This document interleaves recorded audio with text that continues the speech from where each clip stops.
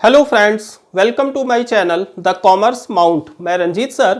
Friends, इस class में हम लोग कैश फ्लो स्टेटमेंट का एक और मोस्ट इंपॉर्टेंट क्वेश्चंस करेंगे ताकि ये चैप्टर आपको बहुत अच्छे से समझ में आ जाए और इस चैप्टर से रिलेटेड कोई भी क्वेश्चन आपके बोर्ड एग्जाम में गलत ना हो। तो फ्रेंड्स, जुड़े रहिए मेरे इस चैनल के साथ। आइए शुरू करते हैं।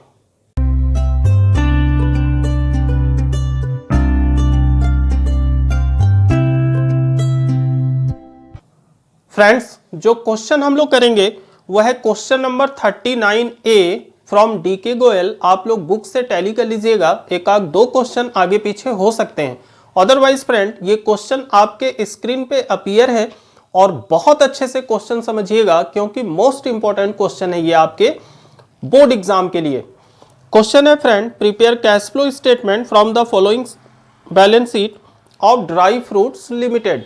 जो फर्स्ट ईयर की इंफॉर्मेशन है वो है 31 मार्च 22 दैट इज करेंट ईयर और सेकंड है 31 मार्च 21 दैट इज प्रीवियस ईयर।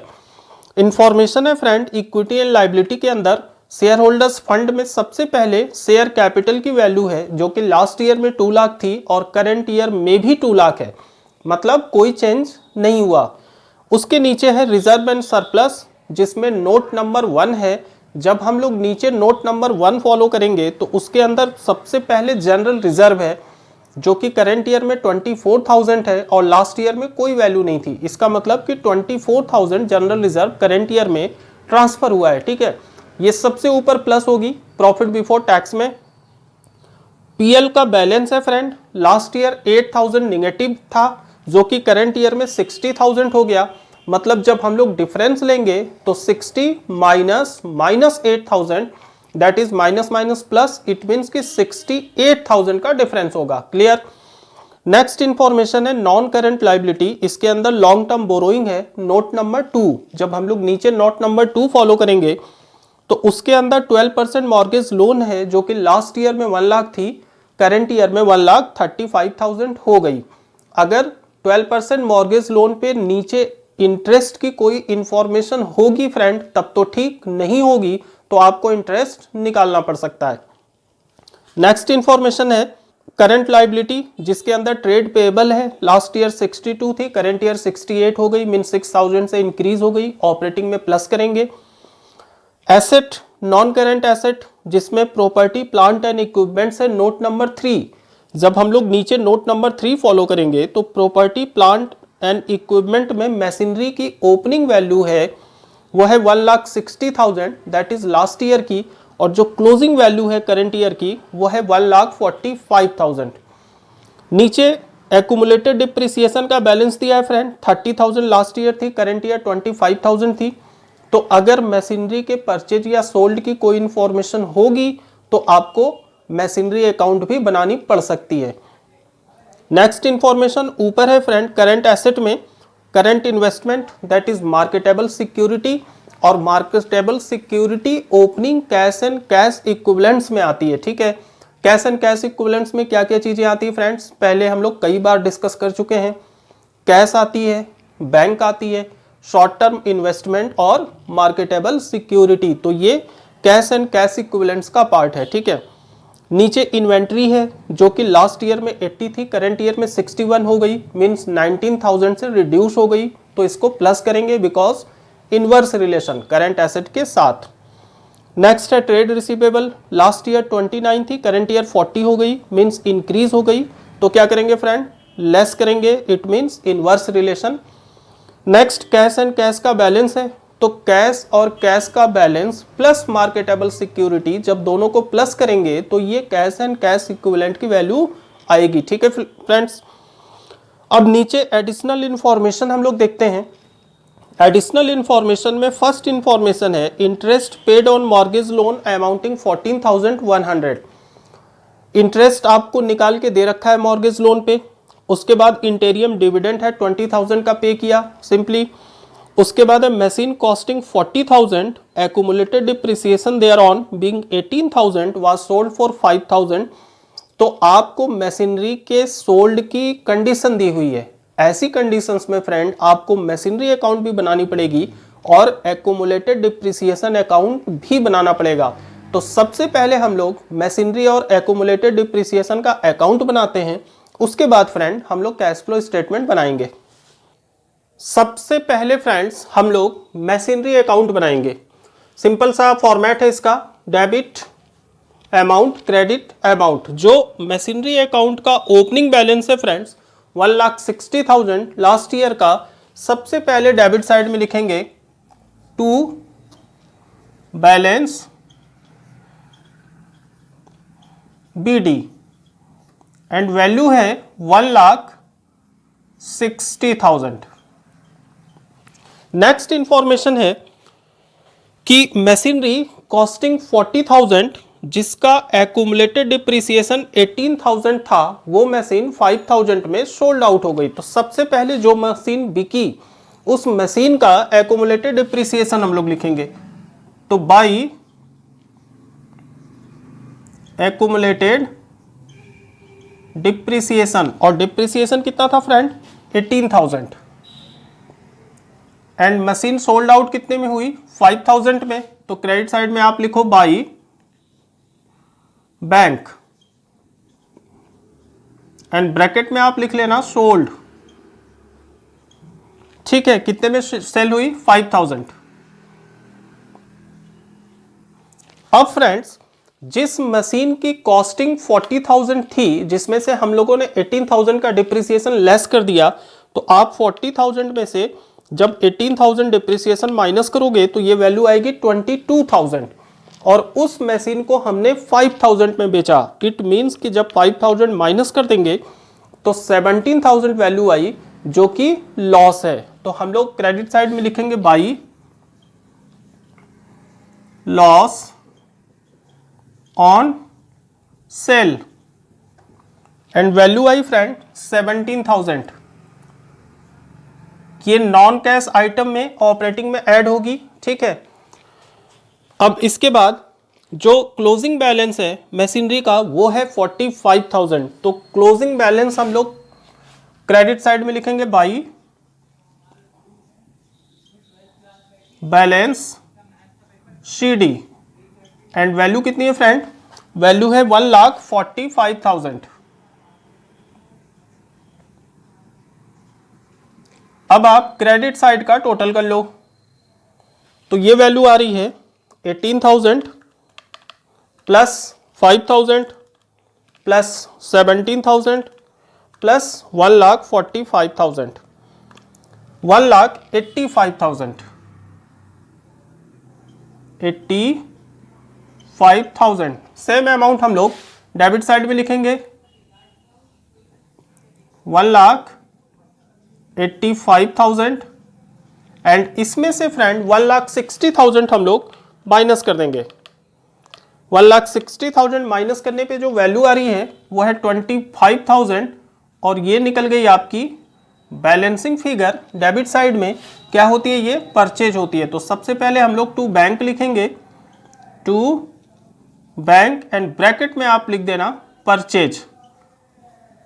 ठीक है फ्रेंड्स, क्लियर। अब नेक्स्ट जो अकाउंट बनाएंगे हम लोग वो है accumulated depreciation account.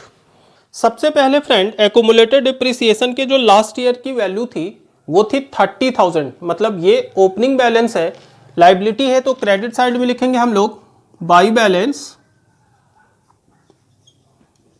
BD, and value है फ्रेंड 30,000। ठीक है, जब हम लोगों ने मशीनरी अकाउंट बनाया था तो जो मशीनरी सोल्ड आउट हुई थी उस मशीनरी का टोटल एक्यूमुलेटेड डिप्रिसिएशन था 18,000। ठीक है, तो इसको हम लोग कॉन्ट्रा करेंगे डेबिट साइड में to machinery account,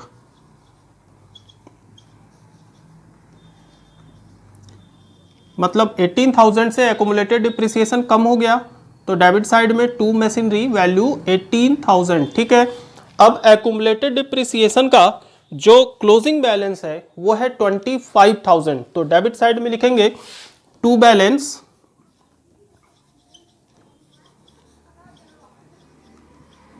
CD, and value है फ्रेंड 25,000। अब आप डेबिट साइड का टोटल कर लो। डेबिट साइड की वैल्यू आ रही है 18,000 plus 25,000 that is 43,000। Same amount आप क्रेडिट साइड में लिखो 43,000 एंड 43,000 से जब 30,000 हम लोग माइनस करेंगे तो ये वैल्यू आएगी 13,000 और ये वैल्यू होती है आपकी depreciation charge during the year, तो दैट इज डिप्रिसिएशन। ठीक है फ्रेंड्स, क्लियर। अब हम लोग कैश फ्लो स्टेटमेंट बनाएंगे। Friends, cash flow statement as per accounting standard 3 जो सबसे फर्स्ट एक्टिविटी होती है वो होती है cash flow from operating activities, और इसके अंदर जो वैल्यू हम लोग सबसे ऊपर लिखते हैं वो होती है profit as per profit and loss account. Question में friend profit and loss account का लास्ट ईयर का जो बैलेंस था वो -8,000 था, जो कि बढ़ के करंट ईयर में 60,000 हो गया। तो हम लोग पीएल अकाउंट में डिफरेंस लेते हैं। लास्ट ईयर में -8,000 था और करंट ईयर में +60, मतलब जो डिफरेंस हुआ वो 68,000 का हुआ। ठीक है, तो net profit as per profit and loss account value हो गई 68,000। क्लियर। अब इसमें हम लोग जनरल रिजर्व प्लस करेंगे। जनरल रिजर्व की जो लास्ट ईयर की वैल्यू थी वो 0 थी, करंट ईयर में वैल्यू 24 हो गई, मींस 24,000 जनरल रिजर्व ट्रांसफर हुआ है। तो हम लोग जनरल रिजर्व 24,000 प्लस कर देंगे। जब 68 में 24,000 ऐड करेंगे फ्रेंड तो ये वैल्यू आएगी 92,000 और ये होगी प्रॉफिट बिफोर टैक्स। क्लियर। अब हम लोग इसमें non cash and non operating items को एडजस्ट करेंगे। तो जो सबसे पहली वैल्यू है वो है जब हम लोगों ने एक्यूमुलेटेड डिप्रिसिएशन अकाउंट बनाया था फ्रेंड, तो उसमें डिप्रिसिएशन की वैल्यू आई थी 13,000। तो सबसे पहले हम प्लस करेंगे डेप्रिसिएशन 13,000। ठीक है, उसके बाद एडिशनल इंफॉर्मेशन गिवन है। Number 1, interest paid on 12% mortgage loan amounting 14,100। Interest paid की वैल्यू है 14,100, तो इंटरेस्ट भी हम लोग प्लस करेंगे। तो नेक्स्ट है इंटरेस्ट ऑन लोन 14,100। ठीक इसी के नीचे सेकेंड एडिशनल इंफॉर्मेशन है इंटेरियम डिविडेंड पेड ₹20,000, तो डिविडेंड भी हम लोग प्लस करेंगे, डिविडेंड पेड 20,000। क्लियर। जब हम लोगों ने मशीनरी अकाउंट बनाया था फ्रेंड तो उसमें मशीनरी अकाउंट में लॉस आया था। कितने का लॉस था? 17,000 का, that is loss on sale of machinery. तो ये भी आपकी नॉन कैश आइटम होती है। तो नीचे लिखेंगे loss on sale of machinery 17,000। जब हम लोग इसको प्लस करेंगे तो ये वैल्यू आएगी 64,100 एंड 92,000 प्लस 64,100 जब आप ऐड करोगे तो ये वैल्यू आएगी 1,56,100 और ये होती है friend profit before working capital charge. ठीक है, क्लियर। अब हम लोग वर्किंग कैपिटल चार्ज करेंगे। वर्किंग कैपिटल में फ्रेंड्स सबसे पहले करंट लायबिलिटी में जो वैल्यू है वह है ट्रेड पेएबल्स, जो कि लास्ट ईयर 62,000 थी, जो कि बढ़ के करंट ईयर में 68,000 हो गई, मतलब 6,000 से इंक्रीज हो गई। तो क्या करेंगे? ऐड, क्योंकि करंट लायबिलिटी के साथ डायरेक्ट रिलेशन। तो हम लोग यहां पे लिख रहे हैं इंक्रीज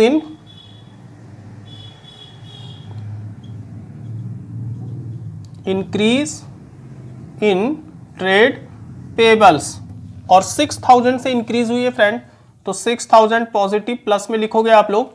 नेक्स्ट करंट एसेट में जो पहली वैल्यू है वो है मार्केटेबल सिक्योरिटी, जो कि कैश एंड कैश इक्विवेलेंट्स में प्लस होगी। ठीक है, नेक्स्ट है इन्वेंट्री। लास्ट ईयर में वैल्यू 80,000 थी, जो करंट ईयर में रिड्यूस होकर 61,000 हो गई, मतलब 90,000 से रिड्यूस हो गई। तो क्या करेंगे हम लोग? Add, because inverse relation. तो डिक्रीज इन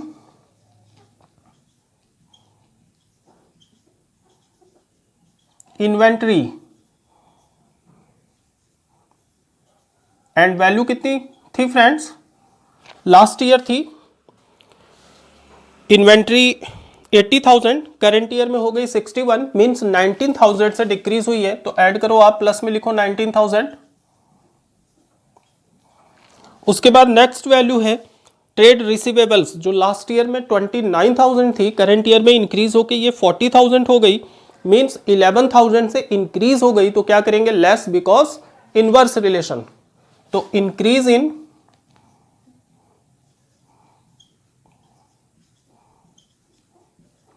ट्रेड रिसीवेबल्स, और कितने से इंक्रीज हुई फ्रेंड, 11,000, तो ब्रैकेट में लिखना आप 11,000,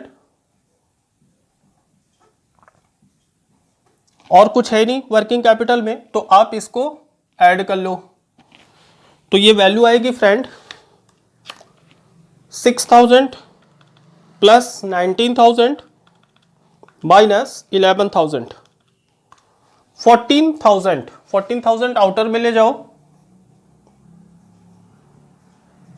एंड 1,56,000 में जब हम लोग 14,000 ऐड करेंगे तो ये वैल्यू आएगी 1,56,100 प्लस 14,000, 1,70,100, 170,100 पॉजिटिव आई वैल्यू, तो that is cash inflow, means cash from operating activity, cash from operating activities.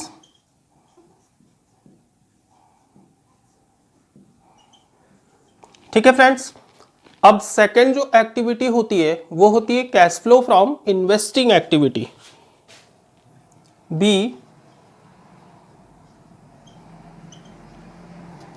Cash flow from investing activities. And investing activities के अंदर क्या क्या आएगा फ्रेंड्स, सबसे पहले इंफॉर्मेशन है मशीनरी की, तो मशीनरी अकाउंट जब हम लोगों ने बनाया था तो वैल्यू परचेज की आई थी 25,000 और सेल की आई थी 5,000। परचेज मीन्स आउटफ्लो, पैसे गए, और सेल मीन्स इनफ्लो, पैसे आए। तो यहां पे सबसे पहले हम लोग लिखेंगे purchase of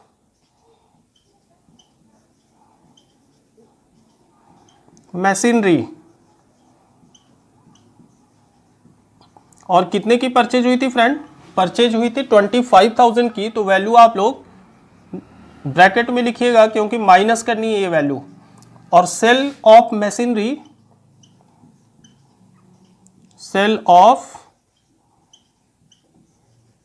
machinery, and machinery sale कितने की हुई थी फ्रेंड, सेल हुई थी 5,000 की, तो ये वैल्यू प्लस में लिखिएगा पॉजिटिव 5,000।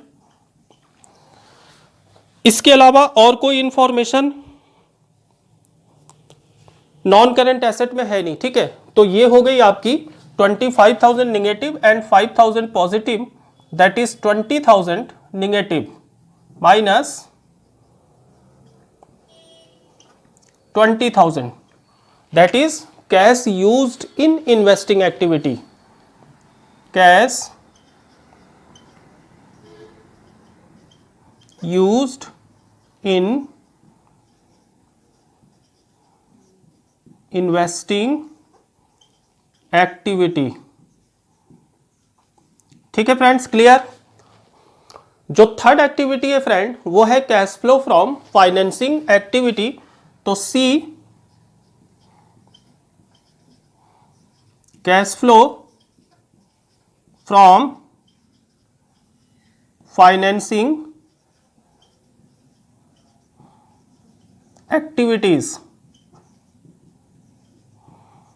इसके अंदर फ्रेंड सबसे पहले ऊपर आप जाओ, शेयर कैपिटल, शेयर कैपिटल की वैल्यू लास्ट ईयर में 2 लाख थी, जो करंट ईयर में भी 2 लाख है, मतलब ना तो इंक्रीज हुई ना तो डिक्रीज हुई, तो इसका कुछ नहीं करना है, आप छोड़ दो। नीचे आ जाओ, नीचे लॉन्ग टर्म बोरोइंग्स है, लॉन्ग टर्म बोरोइंग्स की वैल्यू लास्ट ईयर में 1 लाख थी, जो इंक्रीज होकर करंट ईयर में 1,35,000 हो गई। इट मीन्स कि 35,000 से इंक्रीज हो गई। और ये है क्या फ्रेंड्स, ये है 12% मॉर्गेज लोन, जो नीचे नोट नंबर 2 में गिवन है। तो इट मीन्स कि 35,000 का लोन हम लोगों ने रेज्ड किया, मतलब पैसे आए, दैट इज इनफ्लो। तो यहां पे लिखो आप लोग लोन रेज्ड एंड वैल्यू कितनी है 35,000। ठीक है फ्रेंड्स, इसके बाद आपने इंटरेस्ट पे किया था 14,100 का, दैट इज आउटफ्लो। तो नीचे आप लिखो interest paid, interest paid and value थी 14,100। तो इसको आप लोग ब्रैकेट में लिखना क्योंकि ये आउटफ्लो है। उसके बाद डिविडेंड पेड था 20,000, डिविडेंड भी पे हुआ था।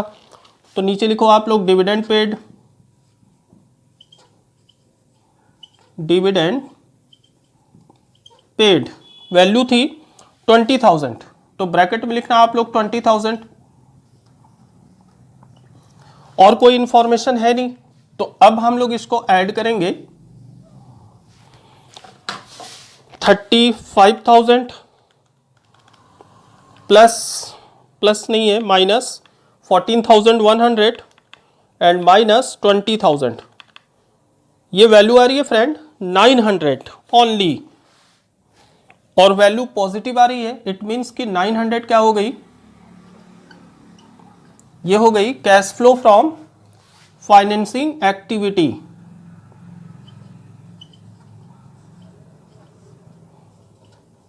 Cash flow from financing activity. ठीक है, क्लियर। अब फ्रेंड्स हम लोगों ने तीनों एक्टिविटी की वैल्यू फाइंड कर ली।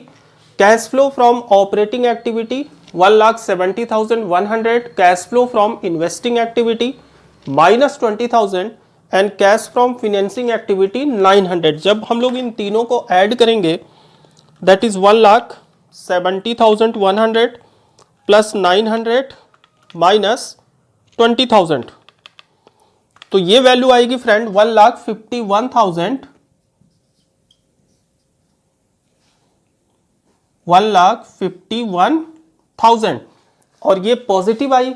तो that means net increase in cash and cash equivalents, net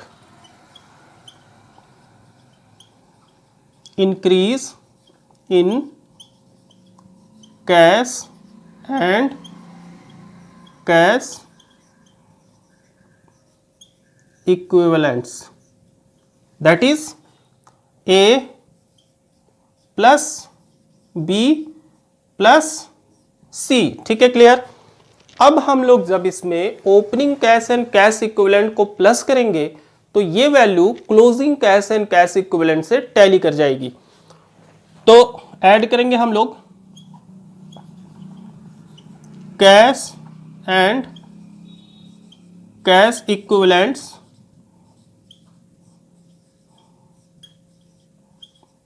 at the beginning and value friends cash and bank balance की 1 लाख है और मार्केटेबल सिक्योरिटीज की भी वैल्यू दी है जो कि लास्ट ईयर में 15,000 थी।